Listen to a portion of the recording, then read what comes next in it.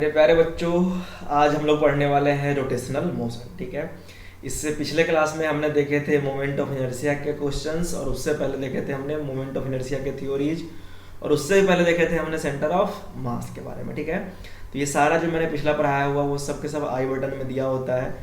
System of particle and rotation नाम से playlist होगा, वहाँ पे सारे लेक्चर्स आपके दिए होंगे। ठीक है, जो भी हमने पढ़ाया है, centre of mass, moment of inertia, centre of mass के प्रॉब्लम, मोमेंट ऑफ इनर्शिया के प्रॉब्लम, सारे वहाँ पे आपको मिलेंगे। ठीक है, तो मैं यहाँ पे सजेस्ट करूंगा कि सीक्वेंस में पढ़े तो ये आपके लिए ज़्यादा फ्रूटफुल होगा। ठीक है, तो आज का लेक्चर स्टार्ट करते हैं हम लोग रोटेशनल मोशन से। देखो बच्चों, रोटेशनल मोशन जानने से पहले एक वर्ड है अपने पास, रिजिड बॉडी। ठीक है, तो ये जानो रिजिड बॉडी क्या होता है। देखो, कोई भी आर्बिट्री एक बॉडी हमने कंसिडर कर लिया, ठीक है, तो जब इसका मूवमेंट हो, ठीक है, तो दो पॉइंट के बीच, ये जो दो पॉइंट है इनके बीच का जो सेपरेशन है वो चेंज ना हो, उसे हम रिजिड बॉडी कहते हैं। ठीक है, rigid body is a group of large number of material particle which do not change their mutual distance under any circumstances.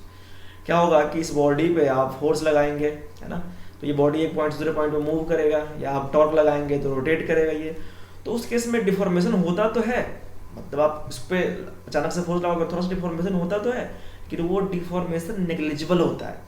तो हम ये मान के चलते हैं कि रिजिड बॉडी में किसी भी दो पॉइंट के बीच का जो रिलेटिव सेपरेशन है, डिस्टेंस है इनके बीच का, दो पॉइंट के बीच में, ये चेंज नहीं होता है। ठीक है, और ऐसे बॉडी को रिजिड बॉडी कहते हैं। और रिजिड बॉडी का ही मोशन हम इसमें, रिजिड बॉडी का रोटेशन, रिजिड बॉडी का ट्रांसलेशन ही पढ़ेंगे हम लोग। ठीक है, तो कोई भी मास लाइक एक कार या एक स्टोन, तो ये सब रिजिड बॉडी के कैटेगरी में आते हैं। ठीक है, जो हम लोग इस चैप्टर में पढ़ेंगे वो सारे रिजिड बॉडी के कैटेगरी में आते हैं। ठीक है, इलास्टिक के लिए हम लोग अगला चैप्टर पढ़ेंगे, प्रॉपर्टी ऑफ सॉलिड फ्लूइड वगैरह में। ठीक है, इलास्टिक या फ्लूइड पढ़ेंगे, तो यहाँ हम लोग डिस्कस करने वाले हैं रिजिड बॉडी को। सही है, अब आते हैं अपने काम की बात पे कि रोटेशनल मोशन क्या होता है। ठीक है, तो देखो मोशन में क्या होता है, जैसे हमने इससे पहले लीनियर मोशन पढ़ा है, उसमें बॉडी जो है वो ट्रांसलेट होता है, आगे की तरफ चल रहा होता है। ठीक है, जैसे मैं अगर कंसिडर करूँ, ये एक प्लेट ले लिया हमने, ठीक है, और ये प्लेट सपोज यहाँ चला गया, ठीक है, ये पॉइंट यहाँ चला गया, ये पॉइंट यहाँ आ गया। ठीक है, तो इस केस में क्या हो रहा है, हमारा ट्रांसलेशन हो रहा है ना, प्योर ट्रांसलेशन है ये। ठीक है, लेकिन अगर एक बॉडी ऐसे था, ठीक है, अब ये बॉडी ऐसे हो जाए, है ना, तो देखो ये जो लाइन था हमारा, ये लाइन अब ऐसा बन गया, है ना, अब ये लाइन जो है यहाँ पे थीटा बना रहा है, पहले ये हॉरिजॉन्टल से लाइन कैसा था, 90 डिग्री था, अब ये कोई अलग एंगल बना रहा है थीटा। तो मीन्स अगर रोटेशन हो, अगर आप कह सकते हो कि इसकी ओरिएंटेशन चेंज हो, ये क्या होगा, थीटा से रोटेट हो गया। ठीक है, तो if a body change it's orientation, पहले ये वर्टिकल था, अब है ना हॉरिजॉन्टल से पहले 90 डिग्री बना रहा था, अब ये हॉरिजॉन्टल से कोई और एंगल थीटा बना रहा है। ठीक है, तो ओरिएंटेशन क्या हो गया इसका, चेंज। तो अगर बॉडी का मोशन के दौरान ओरिएंटेशन चेंज हो जाए तो उसे हम कहते हैं रोटेशनल मोशन।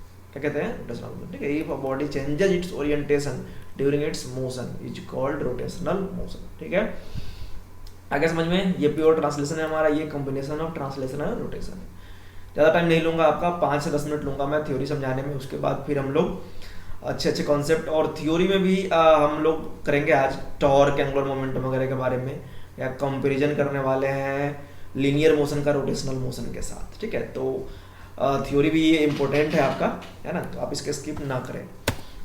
चलिए, तो ये तो देख लिया हमने कि रोटेशन होता क्या है। ठीक है, अब रोटेशन को हमने 3 पार्ट में क्लासीफाई किया है। ठीक है ना, rotation involved, sorry, types of motion involved in rotation. ठीक है, तो सबसे पहले हमने क्लासीफाई किया है बच्चों, रोटेशन अबाउट फिक्स्ड एक्सिस। ठीक है, जैसे इस फैन की बात करते हैं, फैन क्या हो रहा होता है, रोटेट कर रहा होता है एक पार्टिकुलर फिक्स एक्सिस के अबाउट। ठीक है, सीलिंग फैन जो है आपके घर का, तो इसे हम कहेंगे रोटेशन अबाउट फिक्स एक्सिस। या घर का जो आपका डोर है ना, उस पर क्या करते हो आप, फोर्स लगाते हो और ये रोटेशन प्रोड्यूस करते हो। ठीक है, आगे मैं इस एग्जांपल को टॉर्क में भी समझेंगे हम इसको। ठीक है, या फिर ये क्लॉक का मूवमेंट हो रहा है हमारा। ठीक है, तो ये सारे क्या है बच्चों, रोटेशन अबाउट फिक्स एक्सिस है। ठीक है, अच्छा, और है बच्चों हमारा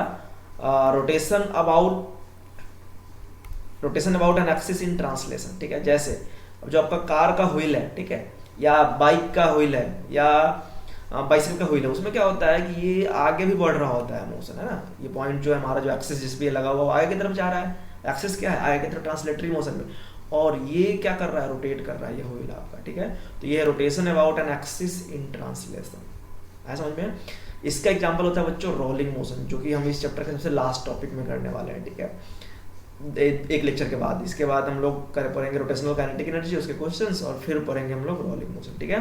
तो रोलिंग एग्जांपल है बच्चों किसका, rotation about an axis in translation का, ठीक है। और लास्ट वाला है बच्चों हमारा rotation about an axis in rotation, ठीक है। जैसे अगर आप इस लट्टू कहते हैं इसको, है ना, या टॉप की बात करें तो ये बच्चों कुछ ऐसे घूम रहा होता है, ठीक है। मतलब लट्टू जो खुद भी घूम रहा होता है, ठीक है, और ऐसे ऐसे भी हो रहा होता है, देखना आप, ठीक है। मतलब खुद भी घूम रहा है वो, और उसका एक्सिस भी घूम रहा है, ठीक है। तो rotation about an axis in rotation.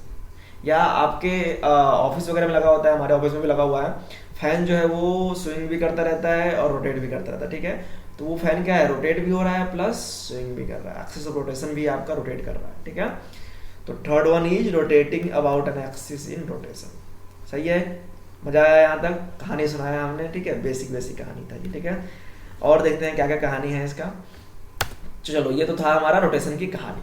और रोटेशन में हम लोग पढ़ने वाले हैं टॉर्क के बारे में, ठीक है, हम पढ़ने वाले हैं एंगुलर मोमेंटम के बारे में, और हम पढ़ने वाले हैं comparison linear motion and rotational motion में, ठीक है। तो देखता हूं मैं आज के लेक्चर में कितना कवर हो पाता है, ठीक है। तो सबसे पहली बात बच्चों टॉर्क की, ठीक है, क्या होता है टॉर्क, ठीक है। डेली लाइफ में आप कई जगह टॉर्क का इस्तेमाल करते हो, कई जगह टॉर्क का यूज करते हो, आपको पता भी नहीं लगता कहाँ कहाँ आप टॉर्क का यूज करते हो, ठीक है। सुबह सुबह उठ करके आप टैप ओपन करते हो, नल ओपन करते हो, वहाँ भी टॉर्क है, वो फोर्स लगा के आप टर्निंग इफेक्ट प्रोड्यूस कर रहे हो।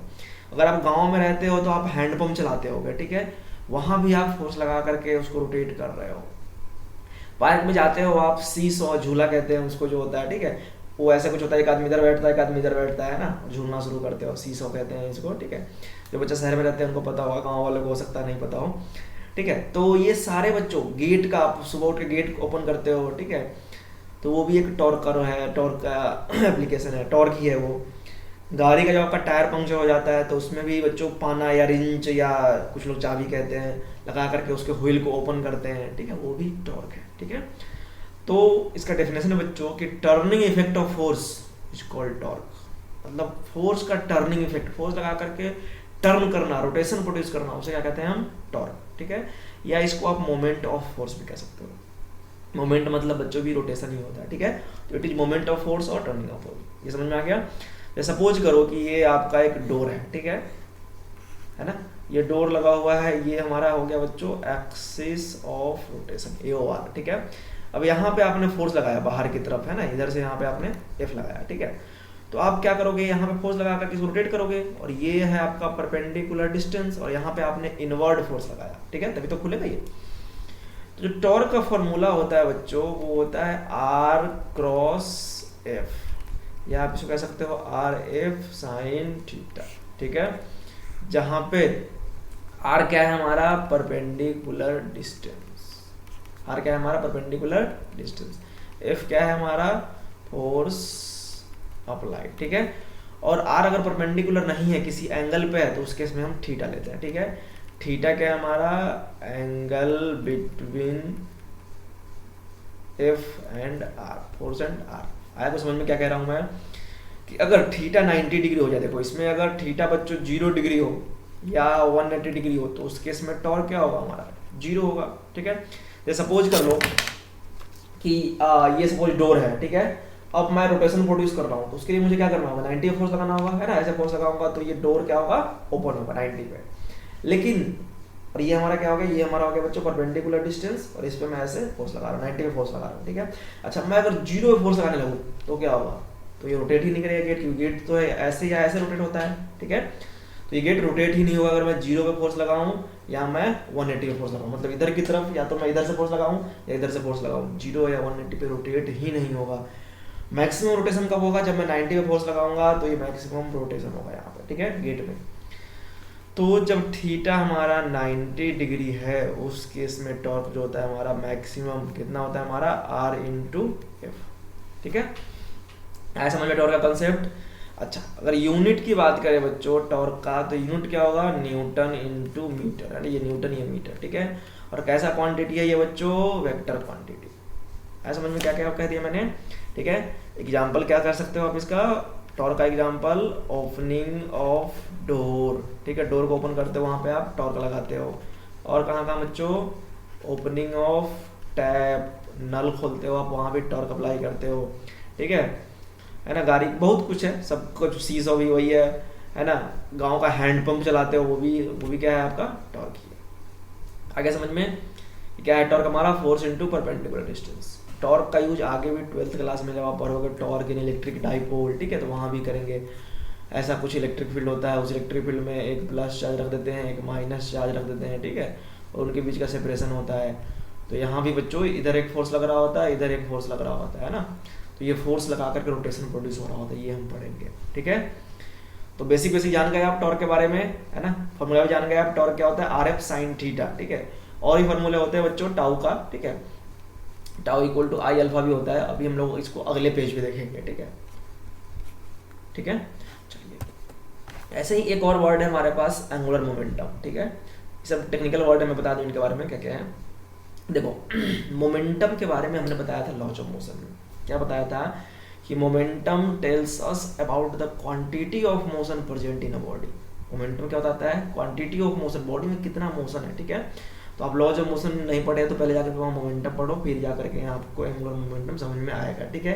क्योंकि वहाँ जैसे कंजर्वेशन ऑफ लीनियर मोमेंटम किया था हमने, कंजर्वेशन ऑफ लीनियर मोमेंटम की तरह ही यहाँ पे कंजर्वेशन ऑफ एंगुलर मोमेंटम होगा, ठीक है।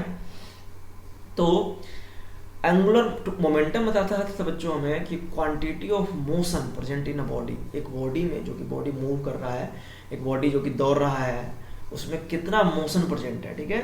तो एंगुलर मोमेंटम में होगा बच्चों कि एक बॉडी में कितना रोटेशनल मोशन प्रेजेंट है, इसको बताया गया एंगुलर मोमेंटम, ठीक है। Angular momentum tells us about quantity of rotational motion present in a body, ठीक है। देखो मैंने लिखा हुआ है कि measure of quantity of rotational motion present in a body, ठीक है। और होता क्या है ये, तो मोमेंट ऑफ मोमेंटम, जैसे टॉर्क क्या था हमारा, मोमेंट ऑफ फोर्स, ठीक है। तो एंगुलर मोमेंटम को हम आर से डिनोट करते हैं, एल से डिनोट करते हैं, और ये होता है हमारा आर क्रॉस पी, ठीक है। या आप इसको कह सकते हो आर क्रॉस एम वी, ऐसा समझ में, बहुत आसान है। इसको मैं सही से मिटा लूं, आर क्रॉस एम वी, ठीक है। या आप इसको कह सकते हो R M V sine theta, ठीक है, क्योंकि ए क्रॉस बी क्या होता है, बी साइन थीटा। फिर से वही बात कि थीटा अगर 0 डिग्री हो या 180 डिग्री हो, उस केस में एंगुलर मोमेंटम क्या होगा हमारा, तो एंगुलर मोमेंटम 0 होगा, क्योंकि साइन 0 0 होता है। और अगर थीटा 90 डिग्री हो तो एल क्या होगा हमारा, आर इंटू पी हो, ठीक है। कैसा क्वांटिटी है बच्चों, ये वेक्टर क्वांटिटी है, ठीक है। और यूनिट क्या होगा, तो देखो मोमेंटम का क्या था हमारा, किलोग्राम मीटर अपॉन सेकेंड, और आर से मल्टीप्लाई कर दोगे तो kilogram metre square upon second, ये हो गया इसका SI यूनिट, ठीक है। अब देखो डायरेक्शन कैसे देखते हैं बच्चों, तो डायरेक्शन इज गिवन बाय, कौन देगा direction, given by screw rule कह सकते हो आप, स्क्रू रूल, ठीक है, या राइट हैंड थंब रूल कह सकते हो, राइट हैंड थंब रूल। देखो बच्चों, सपोज करो कि एक एम मास का बॉडी ऐसे इस एक्सिस ऑफ रोटेशन के अबाउट है ना, ये हमारा एक्सिस ऑफ रोटेशन हो गया, वी वेलोसिटी से घूम रहा है, और ये हमारा आर है, ठीक है। तो इसका एम भी वी के डायरेक्शन में होगा। तो अब क्या करोगे आप, जो डायरेक्शन देगा वो राइट हैंड थंब रूल देगा, ठीक है। तो राइट हैंड थंब रूल से बच्चों ये हमारा डायरेक्शन है ऊपर की तरफ, ठीक है। वैसे ही पीछे वाले में टॉर्क में यहाँ भी आप लिख सकते हो कि direction of torque is given by, कौन देगा, राइट हैंड थंब रूल, ठीक है। एक चीज मैं आपको एक राज की बात बताता हूँ। कभी आप मान लो किसी होटल में गए या घर में ही कोई टैप है, ठीक है, या कोई नट बोल्ट में नट लगा होता है, वो कैसे खोलना है आपको नहीं पता, ठीक है।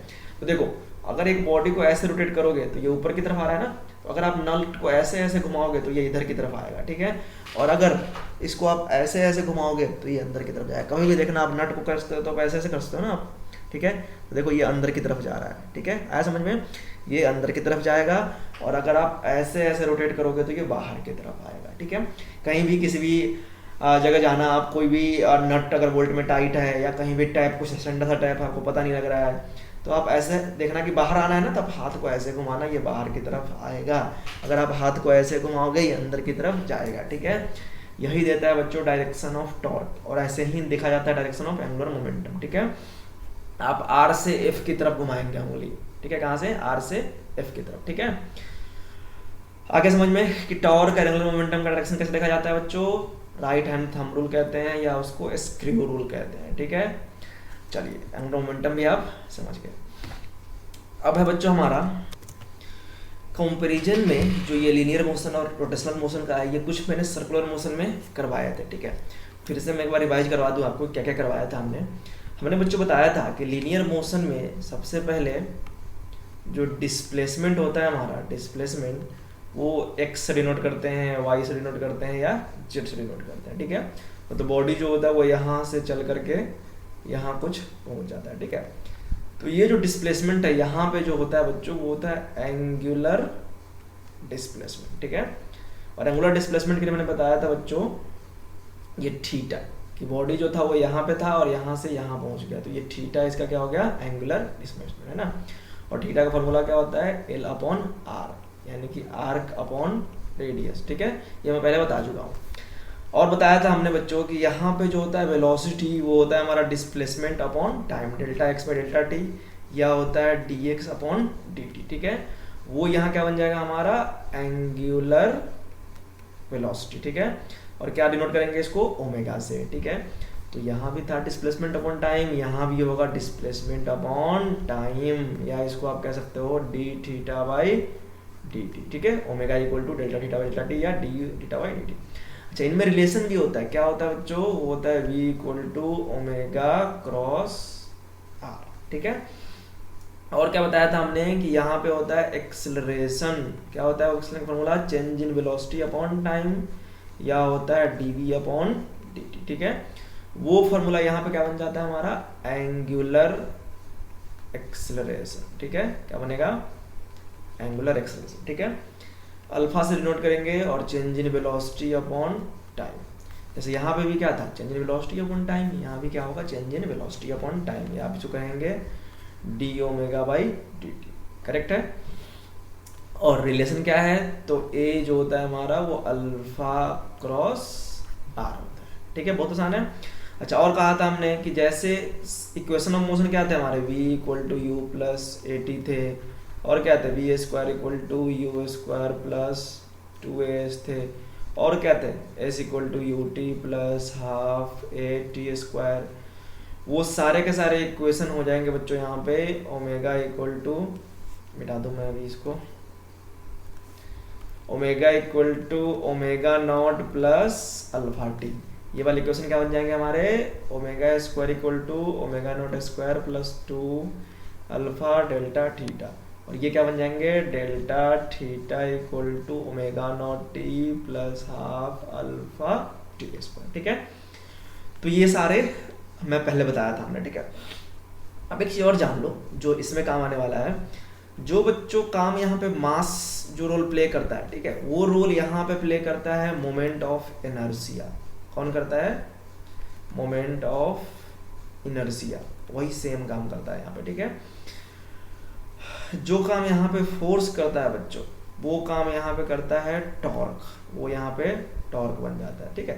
यहाँ पे क्या करते थे आप, फोर्स लगा करके बॉडी में ट्रांसलेशन प्रोड्यूस करते थे आप, यहाँ पे टॉर्क लगा के बॉडी में हम रोटेशन प्रोड्यूस करेंगे, ठीक है। जो काम यहाँ पे मोमेंटम करता था वो काम यहाँ पे बच्चों करेगा हमारा एंगुलर मोमेंटम, ठीक है, एंगुलर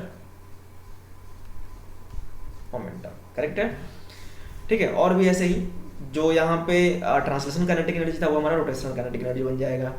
तो सब मैं बताता हूँ बारी बारी से। चलो देखो, तो यहाँ पे फोर्स क्या था हमारा, मास इनटू एक्सेलरेशन था, तो यहाँ पे जो टॉर्क बन जाएगा हमारा, मास का रोल कौन बताया हमने, आई प्ले करेगा, और एक्सेलरेशन कौन करेगा, अल्फा। तो यहाँ पे हो जाता है tau equal to I into alpha, ठीक है। और टाउ का फॉर्मूला क्या बता चुका हूँ मैं, आर क्रॉस एफ, ठीक है। अच्छा, मोमेंटम का फॉर्मूला क्या बताया हमने, P equal to M into V, ठीक है। तो P का रोल कौन प्ले कर रहा है यहाँ पे, एंगुलर मोमेंटम, तो L इक्वल टू क्या होगा हमारा, R, है ना, और plus sorry R cross P, एक तो ये फॉर्मूला हो जाएगा। और रिलेशन से देखो, P बन गया हमारा L, तो L इक्वल टू हो गया I ओमेगा, ठीक है। P क्या बन गया L, M क्या बन गया I, V क्या बन गया बच्चों ओमेगा। बहुत आसान है। मतलब मजा लेके पढ़ो, इंटरेस्ट लेकर के, बहुत आसान नहीं है, कुछ भी नहीं है, ठीक है। जो मैं बताते जा रहा हूँ बस कहानी सुनते जाना है आपको, ठीक है। हाँ, नोट्स बनाते रहना है साथ साथ, नहीं तो बोर हो जाओगे आप, ठीक है, क्योंकि फिजिक्स है ना, आपके लिए टफ तो होगा ही थोड़ा बहुत, तो इसलिए पहले आप नोट्स बनाओ, मैं जो बता रहा हूँ उसको सुनो, फिर से दोबारा पढ़ो। इंटरेस्ट लोगे तो बोरिंग नहीं लगेगा, इंटरेस्ट नहीं लोगे तो बोरिंग लगेगा आपको, है ना। जो चीज़ आप इंटरेस्ट लगा करते हो आपको आसान लगता है। चलिए, मोमेंटम देख लिया हमने। ऐसे ही यहाँ पे वर्क क्या था हमारा, वर्क था बच्चों फोर्स इनटू डिस्प्लेसमेंट, या कह दिया था आपने कि एफ एस कॉस थीटा, है ना, फोर्स डॉट डिस्प्लेसमेंट था, ठीक है। तो यहाँ पे भी, यहाँ पे जो वर्क होगा बच्चों हमारा वो होगा टाउ इंटू डेल्टा थीटा, ठीक है। या आप कह सकते हो elementary work equal to tau theta, क्योंकि यहाँ पे एलिमेंट्री वर्क जो था हमारा वो एफ डॉट डी एस था, ठीक है। तो यहाँ पे क्या होगा हमारा टाउ इंटू डी थीटा, ठीक है। और यहाँ से आएगा ये W equal to integration of tau D theta, क्योंकि यहाँ से आया था W equal to integration of F into D S. आ रहा समझ में, एकदम आसान है सब। काइनेटिक एनर्जी यहाँ पे क्या पढ़ा है आपने, हाफ एम वी स्क्वायर, ठीक है। ये जो काइनेटिक एनर्जी था ये ट्रांसलेशनल काइनेटिक एनर्जी था। कौन सा था ये, ट्रांसलेशनल काइनेटिक एनर्जी। वही फॉर्मूला यहाँ बन जाएगा बच्चों ये रोटेशनल काइनेटिक एनर्जी, ठीक है। तो हाफ मास क्या बन गया यहाँ पे आई, वेलोसिटी क्या बन गया यहाँ पे ओमेगा, तो ये हो गया हाफ आई ओमेगा स्क्वायर। आसान है ये, अब तो कुछ हार्ड नहीं लगा। चलिए अगले पेज पे चलते हैं। 8 फॉर्मूले हो गए यहाँ पे। 9th में देखो, वर्क बता दिया, एनर्जी बता दिया, पावर। पावर का फॉर्मूला क्या था बच्चों यहाँ पे, वर्क अपॉन टाइम था ना, डब्ल्यू अपॉन टी, ठीक है। तो पावर का यहाँ पे डब्ल्यू अपॉन टी होगा, लेकिन यहाँ पे जो वर्क होगा, है ना, यहाँ पे जो वर्क होगा हमारा, ठीक है, वो कौन सा वर्क होगा, टाउ डी थीटा वाला, ठीक है, अपॉन टाइम कर देंगे, क्योंकि यहाँ पे क्या था हमारा F into integration of F D S था, ठीक है, या एफ डॉट एस था। यहाँ पे कौन सा है, integration of tau D theta वाला टाइम, ठीक है। आगे समझ में, या आप ऐसे कह सकते हो कि यहाँ पे जो पावर था हमारा W बाई टी या F into S by T, तो यहाँ से F इंटू वी भी आया था ना, डिस्प्लेसमेंट अपॉन टाइम एफ भी। तो यहाँ पे जो पावर आएगा हमारा वो टाउ इंटू ओमेगा भी आएगा, है ना। क्या फोर्स बन गया टाउ, ठीक है, और V बन गया हमारा ओमेगा। कोई दिक्कत परेशानी नहीं है। अच्छा, एक और देखो, काइनेटिक एनर्जी का एक फॉर्मूला ये भी तो पढ़ा था हमने, पी स्क्वायर बाई 2m, याद करो, पढ़ा था हमने, ठीक है। तो यहाँ पे जो काइनेटिक एनर्जी रोटेशन का फॉर्मूला हो जाएगा के रोटेशन का, ठीक है। ये P क्या बन गया हमारा L और M क्या बन गया I, तो L स्क्वायर बाई 2y, ठीक है। बहुत मजा आ रहा है। अच्छा, यहाँ पे हमने पढ़ा था कंजर्वेशन ऑफ लीनियर मोमेंटम। क्या था हमारा, m1 v1 equal to m2 v2, यही तो था। तो यहाँ पे बच्चों कंजर्वेशन ऑफ एंगुलर मोमेंटम जो हो जाएगा हमारा, कंजर्वेशन ऑफ एंगुलर मोमेंटम, समझ गए होंगे आप, जो आप सोच रहे हो वही है। I1 omega 1 equal to I2 omega 2, क्योंकि मास का रोल I प्ले कर रहा है और V का ओमेगा प्ले कर रहा है, ठीक है। तो हमने यहाँ रोटेशन में एंगुलर मोमेंटम कैसे, कंजर्वेशन ऑफ एंगुलर मोमेंटम बता दिया। अच्छा, जैसे वहाँ पे वर्क एनर्जी थ्योरम था, है ना, WE theorem, work kinetic energy theorem कह सकते हो आप। तो वर्क एनर्जी थ्योरम क्या था कि वर्क डन इक्वल टू होता है हमारा हाफ m, है ना, V square minus U square, है ना, मतलब था हमारा कि W जो होता है वो K final minus K initial, ठीक है। तो यहाँ भी वर्क एनर्जी थ्योरम अप्लाई करेंगे आप, WE थ्योरम, ठीक है। वो कहेगा कि वर्क डन इन रोटेशन जो होगा हमारा वो हाफ ओमेगा की जगह पे, सॉरी m के जगह पे I ले लेंगे आप, I, ठीक है, और ओमेगा फाइनल का स्क्वायर माइनस ओमेगा इनिशियल का स्क्वायर, ठीक है। ये आ जाएगा आपका वर्क एनर्जी थ्योरम। तो क्या क्या जान गए आप, सारा लॉ जो वर्क एनर्जी पावर, सारा का एप्लीकेशन सारा यूज हो जाता है रोटेशन में, ठीक है। तो इसलिए रोटेशन को कहा जाता है father of all these 4 chapter, ठीक है। 1D 2D मतलब काइनेमेटिक्स ले लिया, ठीक है, लॉज ऑफ मोशन ले लिया, वर्क एनर्जी पावर ले लिया, सारा का आपका वसूल लेगा, जो भी पीछे आपने पढ़ा है सबका ये निचोड़ लेगा, ठीक है, सारा नॉलेज आपका चेक कर लेगा, ठीक है। वर्क एनर्जी थ्योरम भी जान गए आप, कंजर्वेशन ऑफ लीनियर मोमेंटम भी सीख लिया आपने, काइनेटिक एनर्जी का फॉर्मूला भी सीख लिया आपने, पावर का फॉर्मूला भी सीख लिया आपने। और क्या क्या सीख लिया आपने, काइनेटिक एनर्जी ट्रांसलेशनल, यहाँ पे काइनेटिक एनर्जी रोटेशनल बन गया। यहाँ पे वर्क क्या था, एफ डॉट एस या एफ एस कॉस थीटा, यहाँ पे बन गया tau into delta theta. यहाँ पे वेरिएबल फोर्स के कारण वर्क डन क्या था, एफ डॉट डी एस या integration of F D S. यहाँ भी क्या हो गया, टाउ डी थीटा या integration of tau D theta. यहाँ मोमेंटम क्या था, mass into velocity M V. यहाँ पे क्या बन गया हमारा, L equal to I omega. इनमें रिलेशन क्या है, तो L equal to R cross P. F equal to M में यहाँ बन गया tau equal to I alpha. ठीक है, तो ऐसे ही बहुत सारे फॉर्मूले लगभग हमने सबका कर ही दिया, force, momentum, work, kinetic energy, और भी लगभग सारे, पावर, है ना, कंजर्वेशन ऑफ मोमेंटम, लगभग सब कर दिए। ठीक है, चलिए क्वेश्चंस कर लेते हैं हम लोग इस पे, जो हमने पढ़ा है टॉर्क, एंगुलर मोमेंटम। तो इसके क्वेश्चंस करने भी जरूरी है, तभी आपको समझ में आएंगे कॉन्सेप्ट। ठीक है, तो हमने आपके लिए 4-5 क्वेश्चन अच्छे अच्छे रखे हैं, 2 इस पे है, 2 अगले पेज पे है, और 5 क्वेश्चन करेंगे हम लोग, जिससे कि हमें टॉर्क, एंगुलर मोमेंटम का कॉन्सेप्ट समझ में आ जाए। ठीक है, उसके बाद खत्म करेंगे लेक्चर को। तो सबसे पहला क्वेश्चन है बच्चों कि एक रॉड है 20 किलोग्राम का। ठीक है, ये रॉड कितने का है, 20 किलोग्राम का, हैंगिंग है हॉरिजॉन्टल पोजीशन में। तो बच्चों ये जो रॉड है 20 किलोग्राम का, इसका जो वेट लग रहा होगा वो सेंटर ऑफ मास पे नीचे की तरफ लग रहा होगा। ठीक है, और 20 किलोग्राम का है तो कितना लग रहा होगा, 200 न्यूटन। सही है, ये अगर रॉड है हमारा, तो इस रॉड का होल वेट कहाँ पे एज्यूम होता है बच्चों, सेंटर ऑफ मास यानी कि बीच में। ठीक है, रॉड टोटल हमारा एल लेंथ का है। ठीक है, छठे ग्राम में मैंने छोड़ा हुआ है, यहाँ पे बना देता हूँ कि टोटल रॉड का लेंथ कितना है, एल। ठीक है, ये L/2 वाला पार्ट हो गया, इधर भी L/4 यहाँ तक। ठीक है, चलिए 20 किलोग्राम का रॉड हो गया हमारा, हॉरिजॉन्टल पोजीशन में है, 2 थ्रेड के हेल्प से। ठीक है, दोनों थ्रेड में हमने टेंशन मान लिया, इसमें मान लिया हमने T1 टेंशन और इसमें मान लिया हमने T2 टेंशन, ये भी ठीक है। It also support 40 kilogram mass as shown in figure. मतलब यहाँ पे जैसा कि दिखाया गया है कि इस एंड से L/4 डिस्टेंस पे एक इन्होंने L/4 यहाँ तक ही है, L/4 डिस्टेंस पे इन्होंने एक 40 किलोग्राम का मास हैंग किया हुआ है। ठीक है, आपसे पूछ रहा है find the tension developed in each thread, T1 और T2 निकालना है। ठीक है, इस क्वेश्चन को 2 मेथड से कर सकते हैं हम लोग, 2-3 मेथड से कर सकते हैं। ठीक है, क्या है इसमें बच्चों, सो देखो इसमें हम लोग रोटेशनल इक्विलिब्रियम लगाएंगे। ठीक है, सबसे पहला इक्वेशन लिखेंगे बच्चों आप कि T1 प्लस T2, ठीक है, ये दोनों अपवर्ड फोर्स बैलेंस कर रहा है डाउनवर्ड फोर्स को। ये 200 न्यूटन है और ये 40 किलोग्राम है बच्चों, ये 400 न्यूटन है। कितना, 400 न्यूटन। ठीक है, तो इक्वल टू आप कह सकते हो 600 न्यूटन। ये इक्वेशन 1 हो गया हमारा, कोई दिक्कत। Total upward force equal to total downward force, एक इक्वेशन यहाँ से आ गया। अच्छा, अब यहाँ पे वेरिएबल अपने पास 2 हैं, एक T1 है एक T2 है। ठीक है, और इक्वेशन भी 2 चाहिए, फिर 2 वेरिएबल मतलब 2 इक्वेशन चाहिए। क्या करोगे, तो एक इक्वेशन निकालेंगे बच्चों हम लोग रोटेशनल इक्विलिब्रियम लगा के। क्या लगाएंगे, रोटेशनल इक्विलिब्रियम। ठीक है, तो लिखेंगे अप्लाइंग रोटेशनल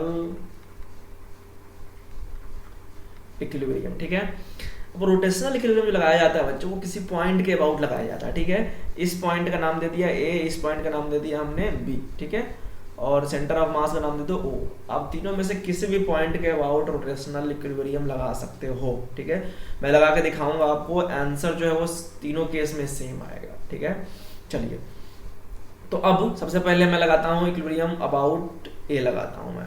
ठीक है, अबाउट A और B के अराउंड अगर लगाओगे तो ज़्यादा आसान रहेगा। ठीक है, अब देखो ये पॉइंट हमारा बच्चों, ये A हो गया, ये B हो गया, ये बीच का पॉइंट हमारा O हो गया। ठीक है, अब इसके अबाउट अगर आप लगाओगे, ठीक है, तो इस पॉइंट के अबाउट मतलब कि आपको इस पॉइंट पे कील लगा देना है और इसको हिंज कर देना है। तो यहाँ पे आप कील ठोके क्या कर दोगे, इसको आप हिंज कर दोगे इस पॉइंट को। ठीक है, अब क्या होगा, ये तो समझ में आ गया कि जिस पॉइंट के अबाउट लगाना है उस पॉइंट पे आप कील लगा करके इसको दीवार में हिंज कर दोगे। ठीक है, अब इस पॉइंट से इधर की तरफ मैं कहीं भी नीचे की तरफ जो फोर्स लगाऊंगा वो इसको क्लॉकवाइज मोमेंट देगा। ठीक है, अच्छा दूसरी बात कि मेरे लिए जो क्लॉकवाइज दिख रहा होगा, जैसे मुझे देखो, मुझे ये क्लॉकवाइज दिख रहा है। ठीक है, लेकिन आपको ये एंटी क्लॉकवाइज दिख रहा होगा। ठीक है, कि क्लॉकवाइज और एंटी क्लॉकवाइज जो है बच्चों वो ऑब्जर्वर पे डिपेंड करता है। ठीक है, मेरे लिए ये क्लॉकवाइज है, ठीक है, आपके लिए ये एंटी क्लॉकवाइज होगा।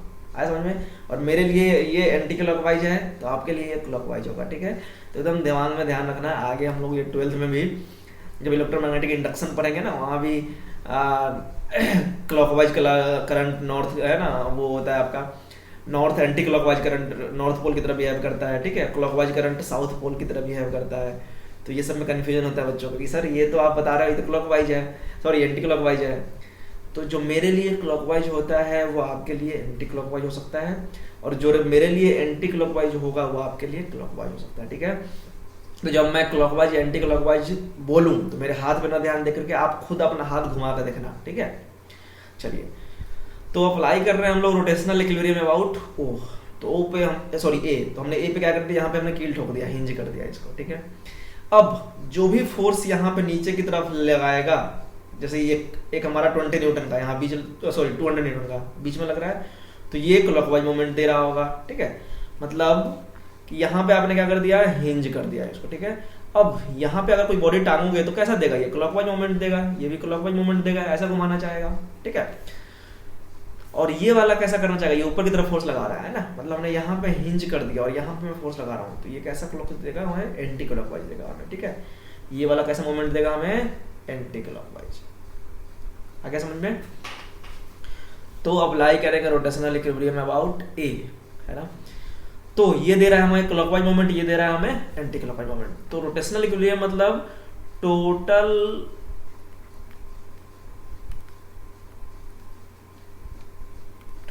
Clockwise moment, total clockwise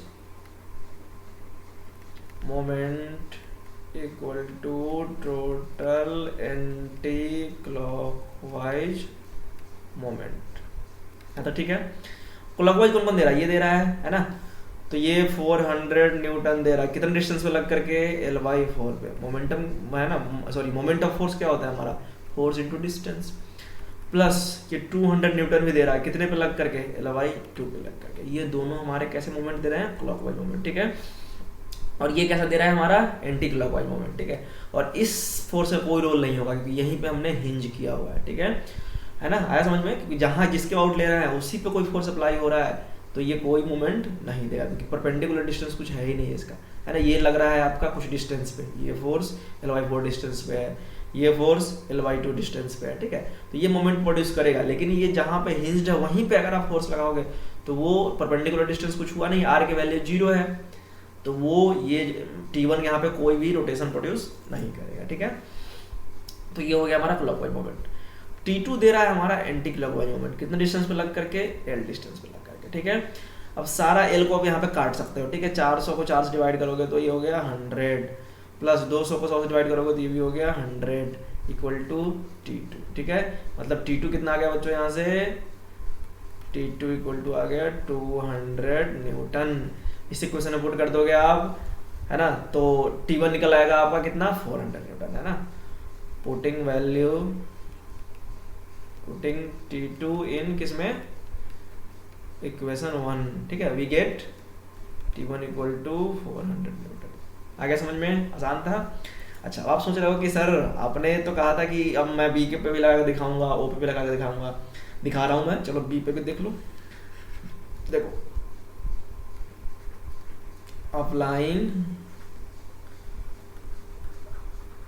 rotational equilibrium at B, ठीक है। अब क्या करोगे आप, बी पे हिंज कर दोगे इसको, है ना। तो बी पे हिंज कर दोगे तो जो भी फोर्स इधर की तरफ है, ठीक है, नीचे की तरफ, वो कैसा मोमेंट देगा, ये एंटी क्लॉकवाइज, मेरे लिए ये एंटी क्लॉकवाइज है, ठीक है। मतलब मैं फिर से अगर इस डायग्राम को बनाऊं,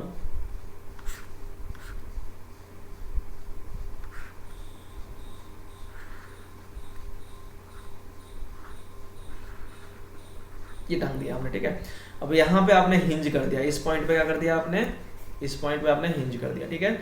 तो अब ये जो फोर्स है, ये जो है 200 न्यूटन का और ये जो है हमारा 400 न्यूटन का, ये दोनों, ठीक है, मैंने यहाँ पे हिंज कर दिया हुआ है, ठीक है। ये दोनों क्या करेंगे इसको, है ना, इसको देंगे ये दोनों बच्चों एंटी क्लॉकवाइज मोमेंट। कैसे क्लॉकवाइज मोमेंट देंगे, एंटी क्लॉकवाइज मोमेंट, क्योंकि यहाँ पे फोर्स लगा रहे हो तो ये एंटी क्लॉकवाइज घूमेगा। जबकि ऊपर की तरफ ये वाला क्या देगा बच्चों में, ऐसा मोमेंट, यानी कि क्लॉकवाइज मोमेंट देगा ये, ठीक है ना। मुझे देखने पे कैसा लगेगा, ये क्लॉकवाइज मोमेंट, ठीक है। आप भी अगर इसको देखोगे तो आपको समझ में आएगा कि ये क्लॉकवाइज मोमेंट देगा और ये एंटी क्लॉकवाइज मोमेंट देगा। कब? जब यहाँ पे हिंज्ड है तब, ठीक है। तो अप्लाई करते हैं फिर से रोटेशनल इक्विलिब्रियम अबाउट बी, ठीक है। तो ये दोनों कैसे दे रहे हैं, ये एंटी क्लॉकवाइज दे रहे हैं ना, तो 400, ठीक है, और ये 200। 400 कितने डिस्टेंस है बच्चों, ये डिस्टेंस कितना है देखो ध्यान से यहाँ तक Ly2 था और ये Ly4 है, तो Ly2 और प्लस Ly4, ठीक है, एलसीएम लेंगे तो ये हो गया 4 है ना, 3Ly4, ठीक है। तो 400 जो लग रहा है हमारा वो 3Ly4 पे लग रहा है, प्लस 200 कितने पे लग रहा है हमारा Ly2 पे, ठीक है। ये दोनों मिलके दे रहे हैं हमें anti clockwise moment. Clockwise moment कौन दे रहा है, T1, कितने पे लग के, L पे लग के, ठीक है। फिर से सारे L को आप काट सकते हो, ठीक है। तो 400/4 कितना आ गया बच्चों, 100, प्लस ये कितना आ गया हमारा बच्चों 200/2, ये भी आ गया हमारा, सॉरी ये 300 आ गया ये, है ना। 4 से काटा हमने 100 और ये 3 भी तो है 300, और प्लस ये आ गया 100 इक्वल टू T1। T1 कितना आ गया बच्चों 400 न्यूटन। देखो यहाँ भी वही तो आया हुआ है हमारा T1 400 न्यूटन। आसान सा लगा। मतलब मैं रोटेशनल इक्विलिब्रियम किसी भी पॉइंट, इस पॉइंट के अबाउट भी लगा सकता हूँ और जो पिछले पे लगाया है हमने इस पॉइंट के अबाउट, दोनों के अबाउट लगाने पे सेम ही आंसर आएगा, ठीक है। बस आपको देखना ये है कि आप जिस पॉइंट के अबाउट रोटेशनल इक्विलिब्रियम में लगा रहे हो उस पॉइंट पे आप समझना कि कील मार दिया आपने, उसको हिंज कर दिया कील ठोक के, ठीक है। इस पॉइंट पे हमने हिंज कर दिया। अब मैं जो भी फोर्स यहाँ पे लगाऊंगा वो इसको ऐसे टिल्ट करेगा, ठीक है। और जो भी फोर्स मैं ऊपर की तरफ लगाऊंगा, है ना, वो इसको ऐसे टिल्ट करेगा, ठीक है। तो T1 क्या कर रहा है, इसको ऊपर की तरफ टिल्ट करने की कोशिश करेगा, है ना। तो कैसा मोमेंट देगा, क्लॉकवाइज, है ना, ये क्लॉकवाइज, ठीक है। और ये कैसे देना चाहेगा, एंटी क्लॉकवाइज, ठीक है। फिर से बता दूं कि क्लॉकवाइज एंटी क्लॉकवाइज जो है, मैं अगर ऐसे दिखाऊंगा ना तो आपको कंफ्यूजन होगा, क्योंकि मेरे लिए ये क्लॉकवाइज है, आपके लिए एंटी क्लॉकवाइज है। तो आप यहाँ देखें तो ज्यादा बेटर है, ठीक है। यहाँ हमने बांध दिया, यहाँ पे कील ठोक दिया, अब यहाँ पे मैं कोई फोर्स लगाऊंगा तो वो कैसा मोमेंट देगा इसमें, एंटी क्लॉकवाइज। ये भी कैसा देगा, एंटी क्लॉकवाइज। जबकि ये कैसा देगा, क्लॉकवाइज। अगर मैं यहाँ पे हिंज कर दूं और यहाँ फोर्स लगाऊं तो ये कैसा देगा मोमेंट इसमें, क्लॉकवाइज। ये भी कैसा देगा, क्लॉकवाइज। ये कैसा देगा, एंटी क्लॉकवाइज। आगे पहचानना कैसे लगाते हैं रोटेशनल इक्विलिब्रियम। ऐसे ही आप खुद से लगा के देखो, यहाँ से भी लगा सकते हो, लेकिन यहाँ पे लगाने में बस थोड़ा सा, मैं क्यों नहीं कहूँगा लगाने के लिए, क्योंकि यहाँ लगाओगे ना तो आपका क्या होगा, T1 T2 दोनों लेना पड़ेगा, क्योंकि यहाँ पे दोनों मोमेंट दे रहे हैं, ठीक है। T1 भी दे रहे होंगे इधर की तरफ और T2 भी दे रहे होंगे इधर की तरफ, ठीक है। तो मैं आपको सजेस्ट करूंगा कि आप इस पॉइंट, मतलब जहां भी टेंशन लग रहा हो उस पॉइंट के और लगाएं, क्योंकि यहाँ पे लगाया आपने तो आपको ये वाला T2 को कंसीडर ही नहीं करना पड़ा, T2 को आपको लेना ही नहीं पड़ा, क्योंकि ये जहां पे आपने हिंज किया हुआ है, जिस पॉइंट के अबाउट आप ले रहे हैं रोटेशनल इक्विलिब्रियम, वहीं पे लग रहा है T2, ठीक है। तो इसके लिए परपेंडिकुलर डिस्टेंस r की वैल्यू 0 है, इसलिए टॉर्क इसका 0 है, मोमेंट इसका 0 है, ठीक है। तो आसान था, दोनों मेथड समझ में आ गया आपको, ठीक है। चलिए अगले क्वेश्चन की ओर चलते हैं। आई होप आपको समझ में आ गया होगा। ये इस थोड़ा सा मैं मिटा दूं इसको। अब देखो कह रहा है कि find the minimum value of force for the block to topple about edge, ठीक है।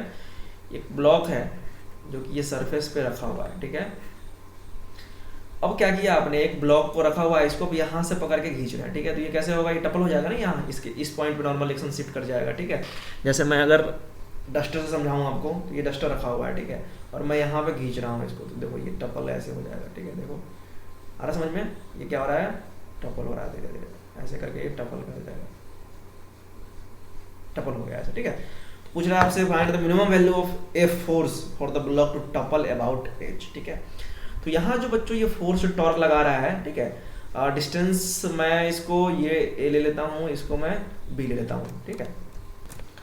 अब बच्चों टपल के लिए क्या है, फिर से आप देखो कि ये जो मेरा टॉर्क है, ठीक है, देखो मैं छोड़ रहा हूँ, फिर ये वापस लेके जा रहा है ना, ये ग्रेविटी जो है इसका mg वो फिर इसको वापस लेके चला जा रहा है ना।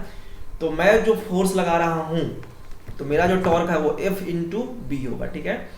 क्यों, क्योंकि फोर्स और इंटू परपेंडिकुलर डिस्टेंस, ये हमारा बच्चों फोर्स हो गया और ये हमारा परपेंडिकुलर डिस्टेंस हो गया, ठीक है। तो रोटेशनल इक्विलिब्रियम वाला कॉन्सेप्ट फिर से लगाएंगे हम लोग। इस पॉइंट के बाद रोटेशनल इक्विलिब्रियम लगा देता हूं मैं, ठीक है। तो आप लिख सकते हो कि अप्लाइंग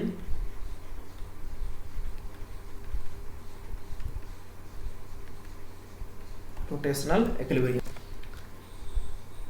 अबाउट ओ, ठीक है।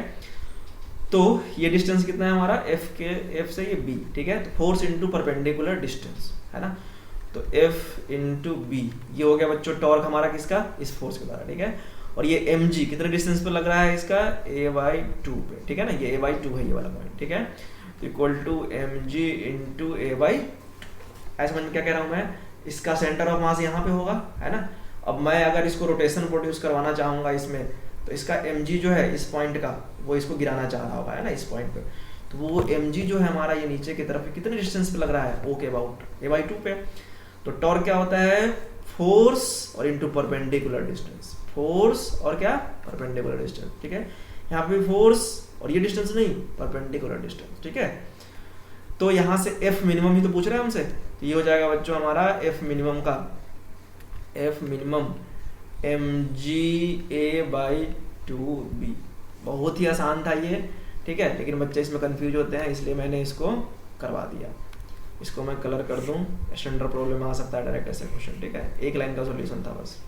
आगे समझ में क्या किया हमने, फिर से देखो, इस ब्लॉक को मुझे यहाँ पे फोर्स लगा करके, है ना, रोटेट वो करवाना है आपको, मतलब यहाँ पे रख दिया हमने, यहाँ पे आप खींचोगे ना अगर, तो अगर मैं इसको खींचूँ इधर की तरफ ही, ठीक है, तो देखो ये टपल हो रहा है, ठीक है, मैं इधर की तरफ फोर्स लगा रहा हूँ इस पर, ठीक है, तो ये क्या हो रहा है, टपल हो रहा है, ठीक है। तो मैं जो फोर्स लगा रहा हूँ उसका परपेंडिकुलर डिस्टेंस b है, तो हमने f इंटू बी ले लिया, ठीक है। और टपल ये इस कॉर्नर के अबाउट होगा, इस कॉर्नर के अबाउट ही टपल करेगा। और टपल करने से रोक कौन रहा है, ये mg फोर्स, कितना डिस्टेंस पे लग करके, a/2 पे, ठीक है। सॉल्व कर दिया, आगे हमारा आंसर, ठीक है। मजा आ रहा है बच्चों, बोर तो नहीं हो रहा है तुम लोग। चलो अगले क्वेश्चन पे चलते हैं। हाँ, ठीक है, स्ट्रिंग रैप्ड है around the ring of a wheel, ठीक है। ये व्हील हमने बना दिया और यहाँ पे हमने बहुत सारे स्ट्रिंग रैप कर दिए, ठीक है। इसका मोमेंट ऑफ इनर्शिया दिया हुआ है हमारा 0.2 किलोग्राम मीटर स्क्वायर, ठीक है, kgm2, ठीक है, माइनस वन। और रेडियस जो दिया हुआ है इसका ये है 20 सेंटीमीटर, ठीक है। व्हील फ्री रोटेट करने के लिए अबाउट इट्स एक्सल, ठीक है, मतलब ये कुछ एक्सल पे लगा होगा, है ना। चलो ऐसे टांग देता हूँ मैं इसको, और इनिशियली ये रेस्ट में है। अब स्ट्रिंग को पुल किया गया है F इक्वल टू 20 न्यूटन से, ठीक है। Find the angular velocity of wheel after 5 second, ठीक है। तो कुछ भी नहीं है, ये फोर्स लगा करके, जब यहाँ फोर्स लगाओगे तो क्या होगा, रोटेट करना शुरू होगा। क्यों शुरू करना होगा, क्योंकि यहाँ पे टॉर्क लगेगा, ठीक है। तो टॉर्क का फॉर्मूला देखो आप, टॉर्क क्या होता है हमारा, ठीक है।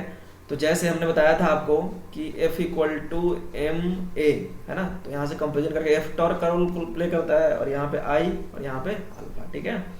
तो tau equal to I alpha भी कह सकते हो, और अल्फा को आप, है ना, ये भी कह सकते हो, ओमेगा बाई टी भी कह सकते हो, ठीक है। और आपसे क्या पूछ रहा है, ओमेगा ही तो पूछ रहा है ये, ठीक है। तो ओमेगा क्या होगा, tau into T upon I, यहाँ से ओमेगा हो जाएगा हमारा tau into T upon I, ठीक है। और टाउ क्या होता है हमारा, फोर्स इंटू परपेंडिकुलर डिस्टेंस। तो 20 इंटू परपेंडिकुलर डिस्टेंस कितना है हमारा 0.2, ये हो गया टॉर्क की वैल्यू। तो टाइम कितना कह रहा है 5 second, upon moment of inertia कितना है हमारा 0.2, ठीक है। तो इसको अगर आप सॉल्व करोगे बच्चों, तो 20 में 2 से मल्टीप्लाई कर दिया हमने, 0.2 से, ये हो गया 4 5 जा 20, 20 में फिर 0.2 से मल्टीप्लाई करोगे, डिवाइड करोगे 20 अपॉन 0.2, ठीक है। तो ऊपर चला गया, यहाँ से आ गया बच्चों 100, ठीक है। और यूनिट क्या होगा हमारा, रेडियन पर सेकेंड। आसान था। क्या किया हमने, फिर से देखो, फोर्स लगा करके आप इसको घुमा रहे हो, ठीक है। तो फोर्स लगा रहे हो, तो यहाँ पे हमने क्या बताया था कि जो वहाँ फोर्स होता है वो यहाँ पे टॉर्क हो जाता है, जो वहाँ पे मास होता है वो यहाँ पे आई हो जाता है, जो वहाँ पे वेलोसिटी होता है वो यहाँ पे ओमेगा हो जाता है। तो करना कुछ भी नहीं है, ये सब मोशन इन स्ट्रेट लाइन अगर आप सही से पढ़े होगे तो सारा कुछ वही है, फॉर्मूला सारा, बस हमने पिछले क्लास में जो बताया था सिमिलरिटी को, सारा सिमिलरिटी याद रखो आप। जो वहाँ मोमेंटम, वो एंगुलर मोमेंटम, वहाँ पे पी एम इंटू वी था, यहाँ पे पी के जगह पे एल आ गया, एम के जगह पे आई आ गया, वी के जगह पे ओमेगा आ गया, ठीक है। तो हमने देखा कि यहाँ पे हमें टाउ तो पता है, टॉर्क पता है हमें, force into perpendicular distance, I alpha होता है, और अल्फा होता है हमारा change in velocity upon time, मतलब change in angular velocity upon time. Time में दिया हुआ है, हमने सॉल्व कर दिया, आसान था। आसान करवा रहा हूँ अभी, ठीक है, ताकि आपको डर न लगे फिजिक्स से। चलिए अगला क्वेश्चन है हमारे पास कि एक सॉलिड सिलेंडर है, बना दिया सॉलिड सिलेंडर, ठीक है। इस सॉलिड सिलेंडर का मास जो है हमारा वो 20 किलोग्राम है, रेडियस हमारा 0.25 मीटर, ठीक है, मतलब रेडियस हमारा मान लिया हमने 1/4 मीटर, ठीक है, 0.25 मतलब 1.4 मीटर, ठीक है। एंड ओमेगा की वैल्यू भी दी हुई है कितना, 100 रेडियन पर सेकेंड, बहुत सही है। Find the magnitude of angular momentum, ठीक है, तो देखो वहां पे बताया था हमने P equal to M V, तो यहाँ पे L क्या होगा हमारा आई ओमेगा, ठीक है, क्योंकि P हमारा L हो जाता है आई ओमेगा। अब आई तो आप निकाल लोगे, कैसे निकालोगे, तो आई ऑफ सॉलिड सिलेंडर क्या बताया था हमने बच्चों, हाफ एम आर स्क्वायर, जो डिस्क का होता है वही होता है, तो हाफ एम के जगह पे 20 और आर स्क्वायर यानी कि 1/4 का स्क्वायर, ठीक है, ये 1/4 का 1/16 हो गया, यानी कि ये हो गया 20/30, और अगर काट पीट दो आप इसको तो ये हो जाएगा आपका 4 से 4 5 जा 4 8 जा, ठीक है, यानी कि 5/8, ये हो गया हमारा मोमेंट ऑफ इनर्शिया, ठीक है। आई पता लग गया, ओमेगा भी दिया हुआ है, बस बहुत आसान है, ये तो एल निकालना है, L equal to I omega, है ना, तो आई की वैल्यू कितनी हो गई 5/8, ठीक है, इसको मिटाई दो, मैं एक बार लिख ही चुका था इसको, तो आई की वैल्यू हो गई 5/8 और ओमेगा की वैल्यू कितनी है 100, ठीक है, यानी कि 500/8, इतना आसान, ठीक है। अब इसको आप सॉल्व करोगे 500/8 को, तो ये लगभग सॉल्व कर लेना आप, ये कितना आएगा बताता हूँ, ये आ रहा है बच्चों हमारा 62.5, ठीक है।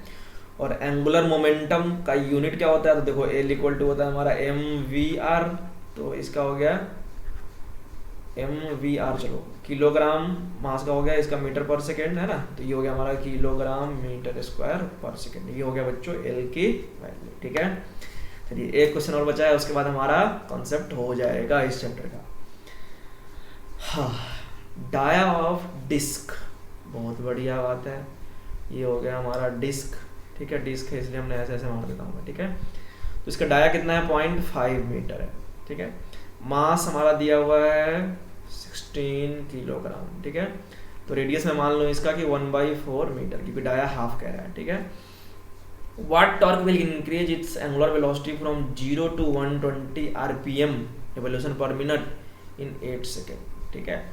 तो सबसे पहले देखो इनिशियल ओमेगा क्या हमारा 0, फाइनल ओमेगा देखो, ओमेगा इनिशियल तो हो गया 0, फाइनल कितना, तो बच्चों एक चीज हम दिमाग में बैठा लो कि रिवोल्यूशन पर मिनट को, ठीक है, पहले आप ये रिवोल्यूशन पर मिनट जो ये फ्रीक्वेंसी की वैल्यू है ना, जो कि आपका दिया हुआ 120 रिवोल्यूशन पर मिनट, ठीक है।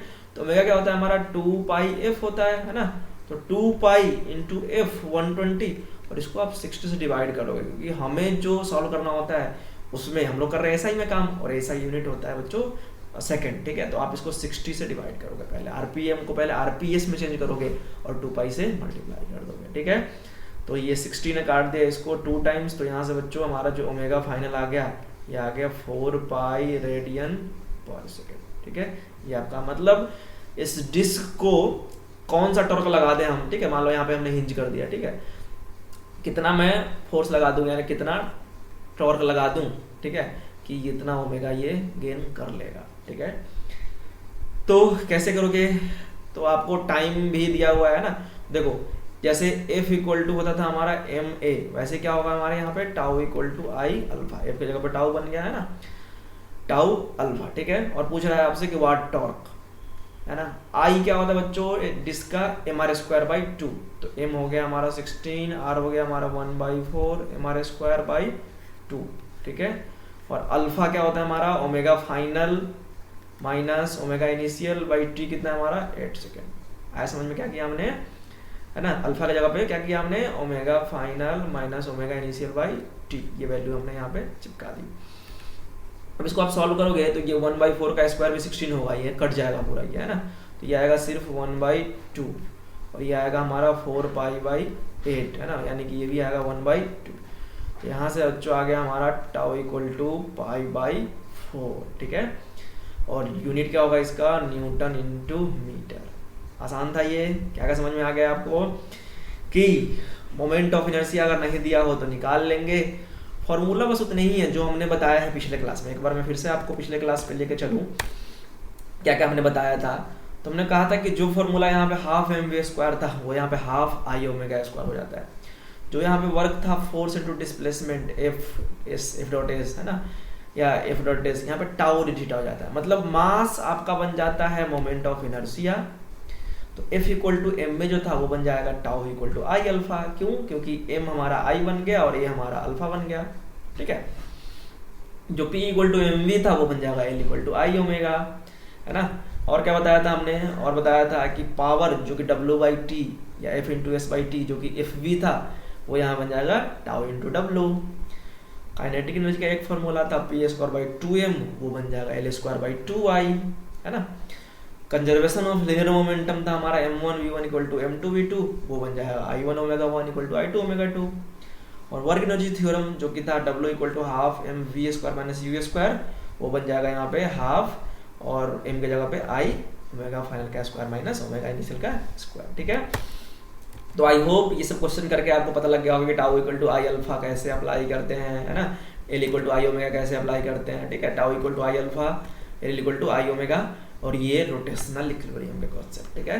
ये रोटेशनल इक्विलिब्रियम कॉन्सेप्ट इंपॉर्टेंट है, ठीक है बच्चों। तो खत्म करें आज की क्लास, चलिए बेस्ट ऑफ लक।